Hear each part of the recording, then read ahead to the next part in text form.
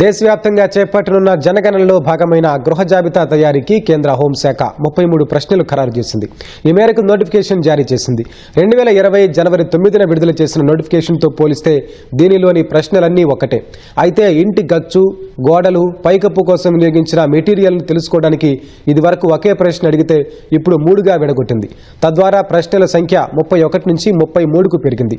2011లో మొత్తం ప్రశ్నలు 29 మాత్రమే.